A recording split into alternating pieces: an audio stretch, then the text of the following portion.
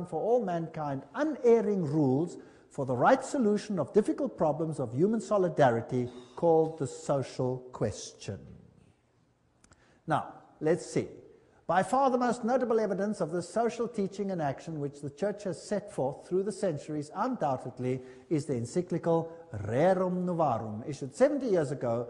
The norms and recommendations contained therein were so momentous that their memory will never fall into oblivion.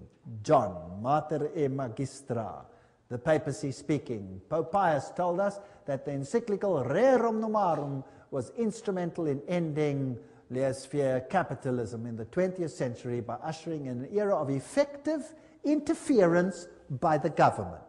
Have you got this? Let's see how it ends up. Rerum Novarum was the voice of moral authority needed to ensure the development of effective interference by all governments in the 20th century. How many governments? All. Pius wrote, "It is not surprising, therefore, that under the teaching and guidance of the Church, many learned priests and laymen earnestly devoted themselves to problems of elaborating social and economic science in according with the condition of our age. Under the guidance and light of Leo's encyclical, Rerum Novarum was thus involved a truly Christian social science, which continues to be fostered and enriched daily. Tireless labors, all these people, labors, now note carefully, of those picked men whom we have named the auxiliaries of the Church." So everybody working in the secret societies, the Opus Dei, the Knights of Malta, the Knights of Columbus, all of these people working, those picked men, to bring this about. Nor were there the only blessings which followed from the encyclical. The doctrine of Rerum Novarum began little by little to penetrate amongst those who, being outside Catholic unity, do not recognize the authority of the Church. And these Catholic principles of sociology gradually became the part of the intellectual heritage of the whole human race. Where are we going? I'd like to know.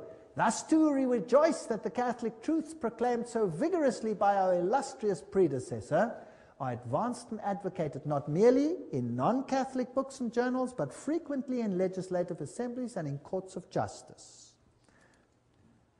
Those picked men whom we have named the auxiliaries of the Church who have been instrumental. This is John Robbins writing. Who are they? Under fascism, property owners may keep their property titles and deeds, but the use of their property is, as Leo wrote, common. Fascism is a form of socialism that retains the forms and trappings of capitalism, but not its substance. This is basically what it boils down to. When we speak of reform of institutions, the state becomes chiefly to mind, not as if universal well-being were to be expected from its activities. And what is the state going to do in all of this? The experiment with economic freedom, Pius wrote, must end, and economic life must again be subjected to planning and government. Who wants to control your economic life? Government. John Paul II wrote, in his Sollicitudo Re Socialis on social concern, it is necessary to state once more the characteristic principle of Christian social doctrine. The goods of this world are meant for all. Private property is under social mortgage. These are the things which will be controlled. He wrote, a faithful echo of the centuries-old tradition of the Church regarding the universal purpose of good. In today's world, wrote the Pope, we are faced with a serious problem of unequal distribution of the means of subsistence originally meant for everybody. Then came liberation theology, and Pius wrote an encyclical on atheistic communism, an age like ours, where unusual misery has resulted. Who created the misery? They created it so that they can create the solution which they want. So, in Africa, they elevate a few and suppress the masses. Then they turn it around and they create the situation that they want. They create communism, they create the chaos. Out of the chaos, they create the social order which they want. So the second reign of terror was supported by the papacy. Father Camilo Terres, who was shot in 1966, declared, "The Catholic who is not a revolutionary is living in mortal sin." Pope John Paul II wrote in 1968, "The Church does not hesitate to defend fearlessly the just and noble cause of human rights and to support courageous reforms leading to a better distribution of goods, including earthly goods, such as education, health service, housing, and so forth." Now we come to human rights. What did we read about in the French Revolution? What's going to be the standard of the world? Human rights. You have a right to property. You have a right to anything that you have need of. We are convinced that the theology of liberation is not only timely, but useful and necessary.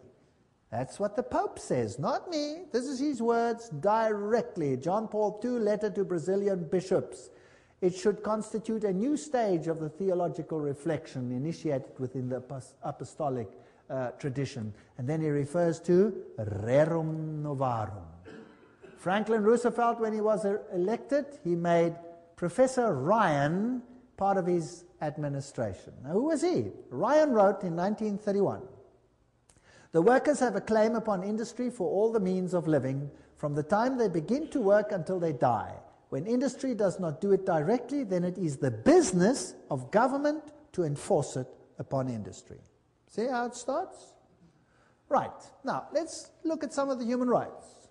You have a right to freely found unions for working people. You have a right to culture, a right to emigrate, a right to immigrate, a right to food, a right to clothing, a right to rest, a right to medical care, a right to just wage, a right to life, a right to safe environment, a right to personal security of workers, a right to family life, a right to private property, highly qualified, of course.